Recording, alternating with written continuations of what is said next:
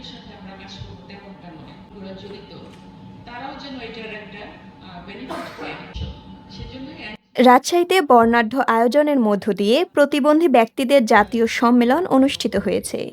বৃহস্পতিবার সকালে রাজশাহী নব থিয়েটারের সভাকক্ষে জাতীয় তৃণমূল প্রতিবন্ধী সংস্থা এ অনুষ্ঠানের আয়োজন করে। এতে দেশের ২৫টি জেলার প্রতিবন্ধী উন্নয়নমূলক সংগঠনের ১০২ জন প্রতিনিধি অংশগ্রহণ করেন। প্রথম অধিবেশনে আলোচনা সভায় প্রধান অতিথি ছিলেন রাজশাহীর অতিরিক্ত জেলা প্রশাসক জোবায়ের হোসেন। এতে বিশেষ অতিথি ছিলেন রাজশাহী যুব উন্নয়ন অধিদপ্তরের উপপরিচালক এটিএম গোলাম মাহবুব।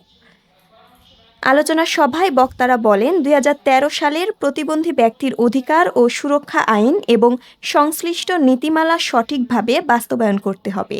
পাশাপাশি সরকারি ভূমি বরাদ্দ, ওএমএস এবং টিসিবির পণ্য বিতরণে প্রতিবন্ধীদের অগ্রাধিকার নিশ্চিত করা প্রয়োজন।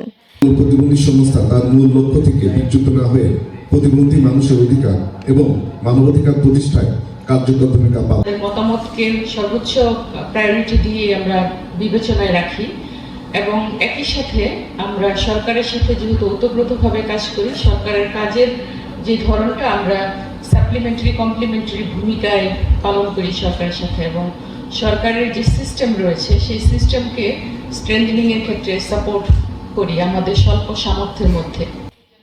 এদিকে দ্বিতীয় অধিবেশনে অংশগ্রহণকারী সংগঠনগুলো তাদের আগামী দিনের লক্ষ্য ও কর্মপরিকল্পনা নির্ধারণ নিয়ে আলোচনা করেন। উত্তরভূমি, রাজশাহী। যেখানে নীতি নির্ধারণ পর্যায়ে